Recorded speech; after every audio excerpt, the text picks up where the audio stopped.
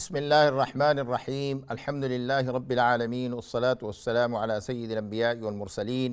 سیدنا مولانا محمد وعلی آلہ واصحابہ اجمعین۔ السلام علیکم ورحمۃ اللہ وبرکاتہ۔ میرے واجب الاحترام بزرگوں، عزیز ساتھیوں، پیارے نوجوان بچوں اور میری محترم ماؤں، بہنوں اور پیاری بچیوں، ایک مرتبہ پھر الحمدللہ ہم آپ کی خدمت میں دین اور دنیا کا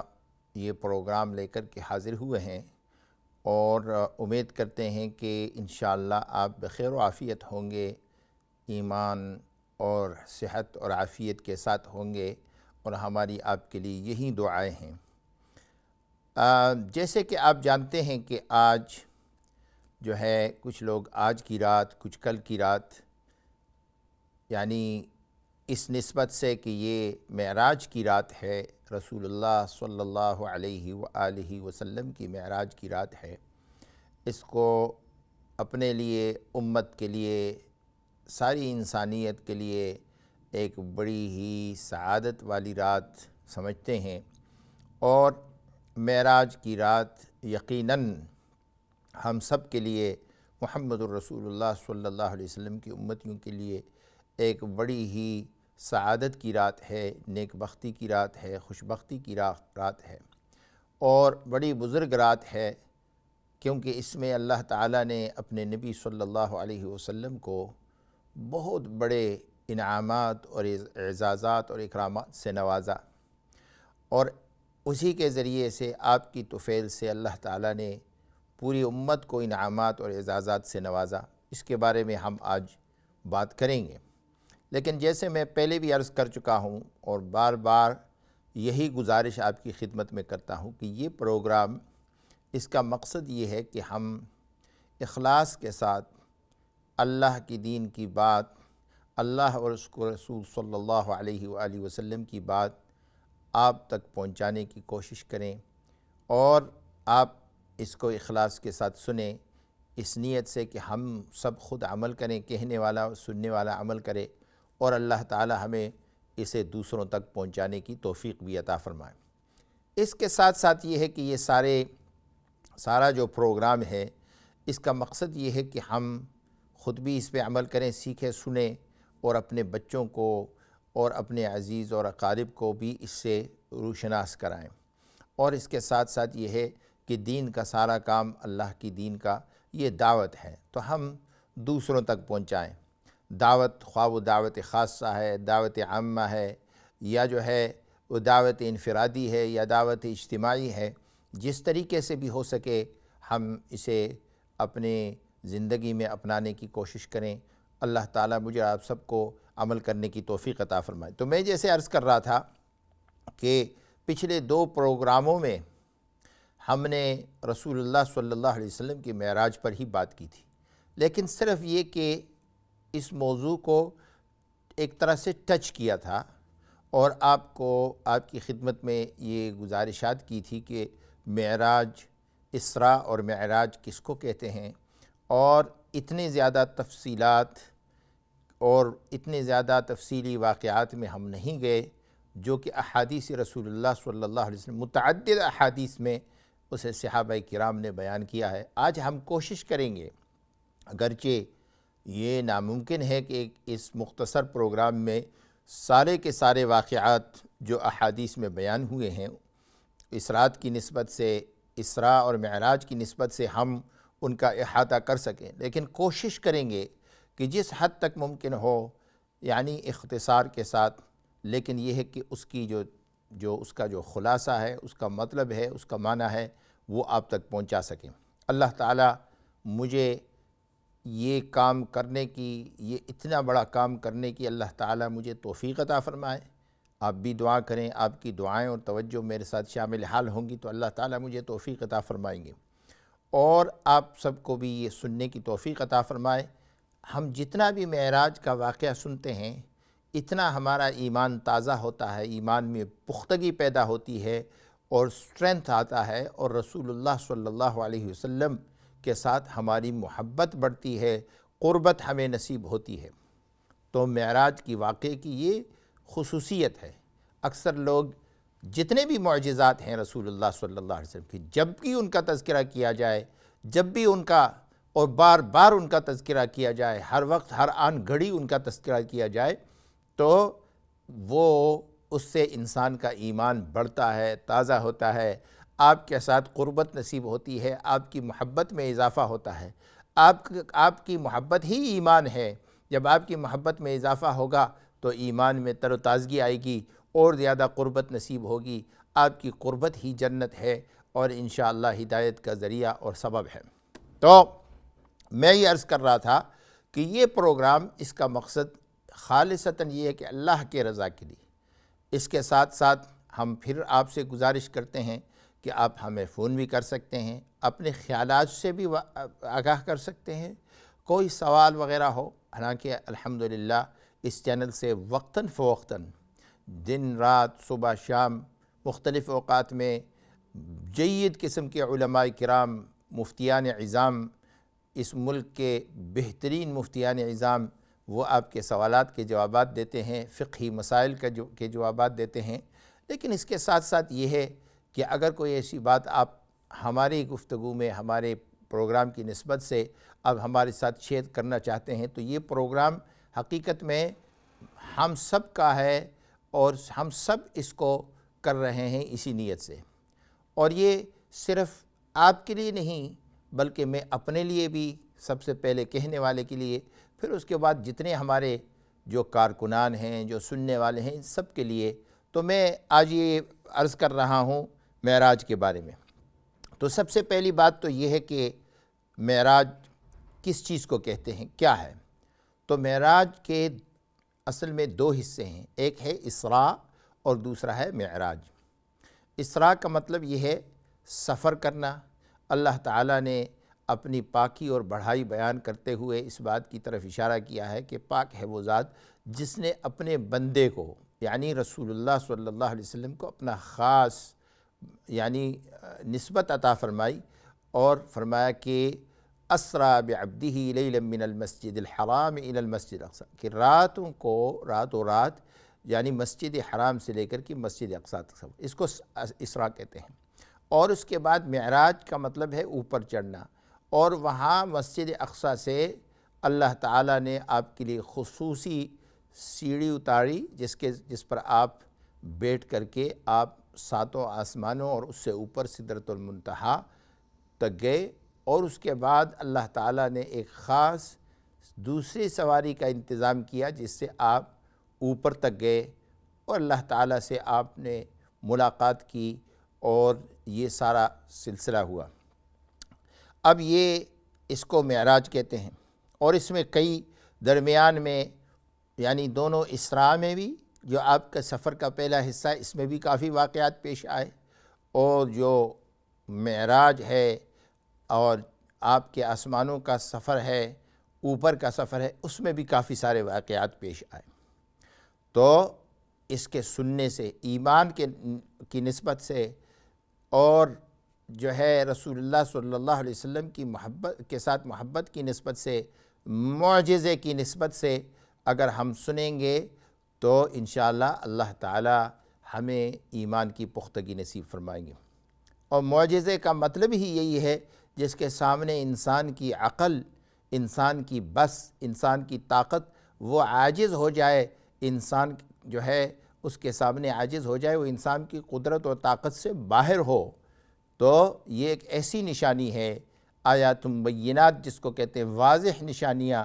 اور یہ ایمان والوں کے لیے ہے۔ اللہ تعالی ہمیں اس پر مزید یقین نصیب فرمائے، آمین۔ تو میں یہ عرض کر رہا تھا کہ ایک تو یہ ہے اسراء اور معراج، دوسرے کہ یہ کب ہوا، اس کے بارے میں علماء کرام کے 10 اقوال ہیں، اور زیادہ تر جس قول کو راجح قرار دیا ہے علماء کرام نے وہ یہ ہے کہ یہ حضرت خدیجۃ الکبریٰ رضی اللہ تعالی عنہا و ارضاہا، ام المؤمنین، امنا و ام المؤمنین، ہماری ماں حضرت خدیجہ رضی اللہ تعالی عنہا، ان کی وفات کے بعد، اور یہ غالباً یعنی 11ویں جو ہجری ہے، اور جب شعب ابی طالب سے آپ نکلے اور سفر طائف سے آپ واپس آئے، اور یہ کہا جاتا ہے کہ غالباً اس کے بارے میں بھی کہ کون سی رات کو ہوا، تو اس بارے میں بھی مختلف اقوال ہیں، اور زیادہ تر علماء اس کو راجح قرار دیتے ہیں کہ وہ 27 رجب کی رات تھی۔ تو یہ آزمائش اور ابتلاعات آئے رسول اللہ صلی اللہ علیہ وسلم پر، اس کے بعد اللہ تعالیٰ نے آپ کو یہ شرف عطا فرمایا اور یہ اکرام عطا فرمایا، یہ معجزہ عطا فرمایا۔ اب بھی کچھ لوگ یہ کہتے ہیں کہ ہمیں یہ بات سمجھ میں نہیں آتی، تو اصل بات یہ ہے کہ ماننا اسی کو کہتے ہیں، ایک ایسی چیز کو ماننا جو انسان نہ دیکھے، اور پھر اس کیفیت کے ساتھ ماننا کہ انسان اللہ اور اس کے رسول صلی اللہ علیہ وسلم، اللہ کی وحدانیت اور رسول اللہ صلی اللہ علیہ وسلم کی رسالت کی گواہی دے اور شہادت دے، تو اس کے بعد دوسری چیزوں کو ماننا آسان ہو جاتا ہے۔ تو معراج کے واقعے میں یوں واقعہ شروع ہوتا ہے کہ آپ علماء کرام نے جیسے اس کا ذکر کیا ہے کہ آپ کی جو پھوپھی صاحبہ تھی حضرت ام ہانی، تو ان کے مکان پر آپ استراحت اور آرام فرما رہے تھے، اور یکایک آپ نے دیکھا کہ اچانک جو ہے چھت میں دراڑ پڑا، اور حضرت جبرائیل علیہ السلام، اللہ تعالیٰ کے فرشتے سید الملائکہ اور دوسرے فرشتوں کے ساتھ نیچے اترے، آپ کو جگایا اور آپ کو اپنے ساتھ حرم میں لے گئے، اور حرم مبارک میں حتیم کا جو حصہ ہے وہ آج بھی موجود ہے، وہاں آپ کو لٹایا، آپ تھوڑی دیر لیٹے، اس کے بعد آپ کو جگایا اور آپ کو زمزم کے پاس لے گئے، اور وہاں آپ کا سینہ چاک کیا اور زمزم کے پانی سے دھویا، اور پھر اس میں علم و حکمت بھرا، ایمان اور علم و حکمت بھرا، اور اس کے بعد آپ کے سینے کو یکجا کر دیا، اور پھر جنت سے ایک سواری لائی گئی جس کو براق کہتے ہیں، جس کی بجلی سے زیادہ تیز رفتار، اور یہ سواری، اس کی تعریف رسول اللہ صلی اللہ علیہ وسلم نے حدیث میں یہ کی کہ یہ سواری جو ہے یہ کہ یہ خچر سے چھوٹی اور گدھے سے بڑی اپنے حجم میں، یعنی سائز کے اندر، اور سفید رنگ کی، لیکن اس کی رفتار اتنی تیز کہ انسان کی عقل سے بالا تر۔ تو آپ صلی اللہ علیہ وسلم کو حضرت جبرائیل علیہ السلام نے براق پر سوار کیا، اور جب آپ سوار ہوئے تو براق پھدکا اور آگے پیچھے ہونے لگا، تو حضرت جبرائیل علیہ السلام جبرائیل علیہ السلام انہوں نے کان میں، براق کے کان میں یہ کہا کہ آپ کو معلوم ہے کہ آپ پر کون سوار ہیں؟ یہ تو اللہ کے نبی ہیں، سردار ہیں انبیاء علیہم الصلوات و تسلیم کے، اور کہتے ہیں براق پر پسینہ طاری ہو گیا، اور پھر آپ کا سفر شروع ہوا۔ تو آپ کا یہ سفر جب شروع ہوتا ہے اتنی تیز رفتاری کے ساتھ، سبحان اللہ، یعنی اس زمانے میں گھوڑے کی سواری مکہ سے بیت المقدس تک علماء نے لکھا ہے تقریباً 1 مہینے کی سواری ہوتی تھی، 1 مہینے کا سفر ہوتا تھا، لیکن یہ اللہ کی طرف سے ایسا معجزہ ہے کہ براق جو ہے بجلی کی رفتار سے تیز، اور جب آپ چل پڑے، جب سفر شروع ہوا تو آپ ایک ایسی جگہ پر آپ کو روکا گیا، اور آپ کو حضرت جبرائیل علیہ السلام نے کہا کہ یہاں نماز پڑھ لیجئے، اتر کر کے نماز پڑھ لیجئے، اور یہاں جب آپ نے نماز پڑھی اور وہاں خوبصورت سبز، یعنی آپ نے جگہ دیکھی، تو آپ کو بتایا گیا کہ یہ وہ شہر ہے جو آپ جہاں ہجرت کریں گے، یعنی مدینہ منورہ کے بارے میں بتایا گیا، اس کا اس وقت نام یثرب ہے۔ یثرب تھا۔ تو اور اس کے بعد پھر روانہ ہوئے اور آگے چل کر کے آپ وادی سینا میں وہاں پھر رکے، اور وہاں جو شجرہ خاصہ ہے جہاں سے حضرت موسیٰ علیہ السلام کو روشنی نصیب ہوئی، وہاں پر آپ نے 2 رکعت نماز پڑھی۔ یہاں حضرت موسیٰ علیہ السلام کو روشنی بھی نصیب ہوئی اور اللہ تعالیٰ کے ہم کلام ہوئے، اور اس کے بعد آپ نے حضرت شعیب علیہ السلام کے شہر مدین سے آپ کا گزر ہوا اور وہاں آپ نے نماز پڑھی، اور اس کے بعد بیت اللحم میں حضرت عیسیٰ علیہ السلام کی جاہ ولادت پر آپ رکے اور وہاں آپ نے 2 رکعت نماز پڑھی، اور آپ نے چلتے ہوئے یہ بتایا کہ میں نے حضرت موسیٰ علیہ السلام کو اپنے قبر میں نماز پڑھتے ہوئے دیکھا۔ تو اس سے یہ پتہ چلتا ہے کہ انبیاء علیہم الصلوات والتسلیم یعنی اپنی عبادات بھی کرتے ہیں، قبور کے اندر عبادات بھی، یہ ایک حدیث ہے، اس کے علاوہ اور بھی احادیث ہیں۔ اور اس کے بعد آپ جب چل پڑے تو راستے میں ایک بوڑھی عورت پر آپ کا گزر ہوا جس کی شکل و صورت بہت ہی گھناؤنی اور بوڑھی تھی، اور اس نے آپ کو آواز دی، پکارا، لیکن حضرت جبرائیل علیہ السلام نے آپ سے کہا کہ آپ توجہ نہ دیجئے اور چلتے رہیے گا۔ اس سے آگے چلے تو ایک بوڑھا مرد نظر آیا اور اس نے آپ کو پکارا، آپ نے اس کی پکار کو بھی حضرت جبرائیل علیہ السلام کے کہنے پر اس سے اعراض کیا، اس کو چھوڑا اور آپ آگے چلتے رہے۔ اس کے بعد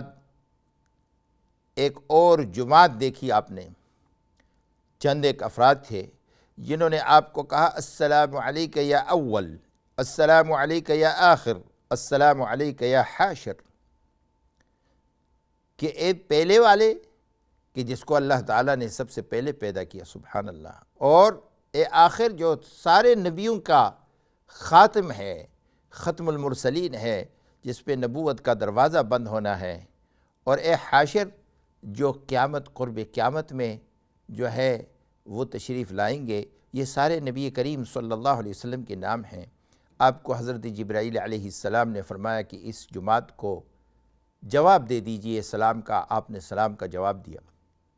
تو حضرت جبرائیل علیہ السلام نے فرمایا کہ یہ جو پہلے جس بوڑھی شکل کی بد شکل عورت کو آپ نے دیکھا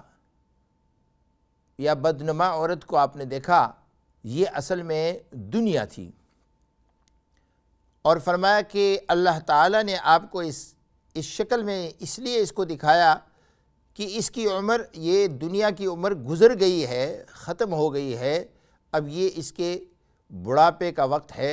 لیکن اس کے باوجود اس کی بدشکلی سے اس کی یہ حقیقت واضح ہوتی ہے۔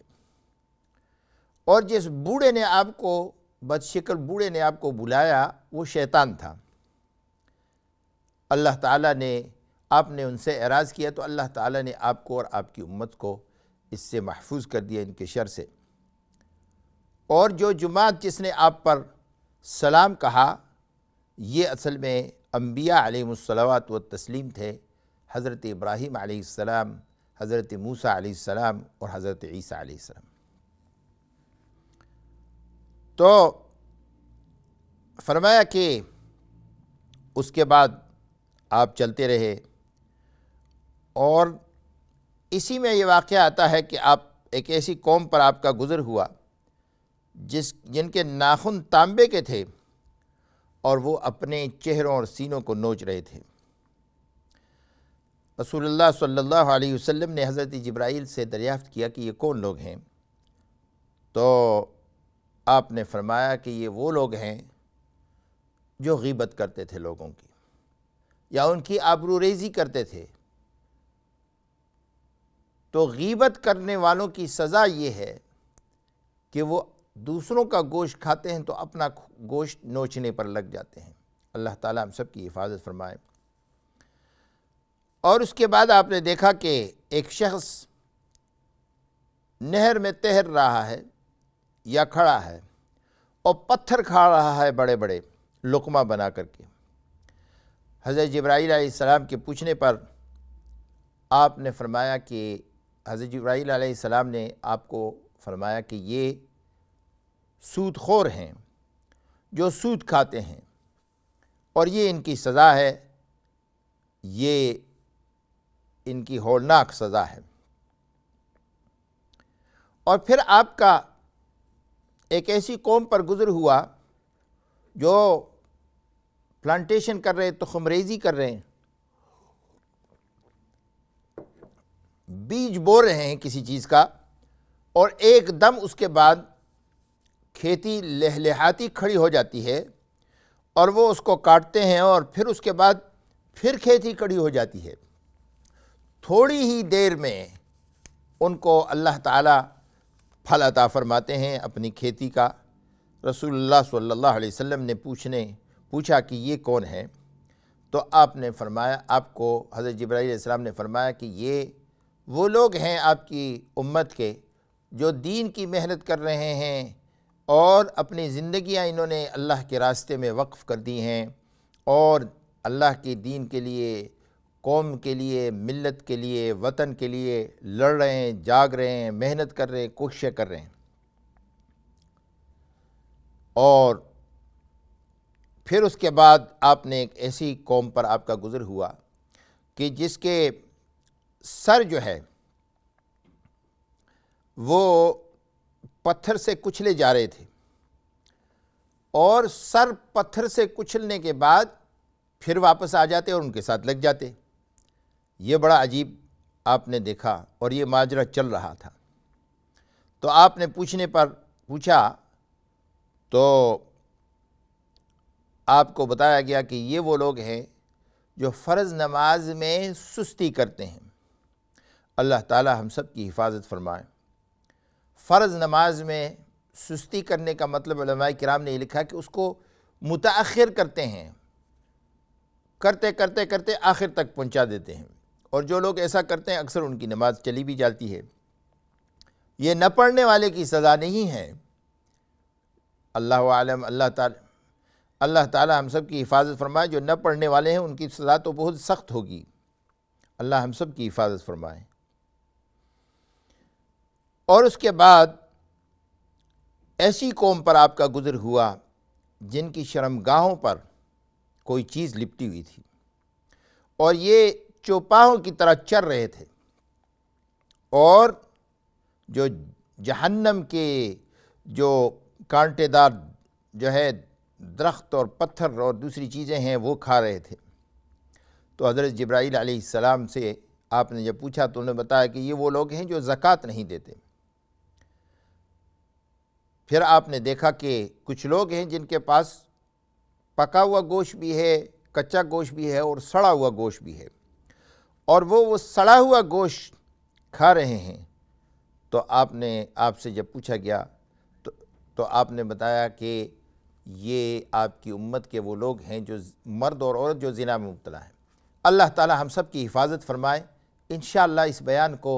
جاری رکھیں گے۔ آپ ہمارے ساتھ رہیے گا۔ اب ہم بریک کے لیے ایک وقفہ لیتے ہیں۔ السلام علیکم ورحمۃ اللہ وبرکاتہ۔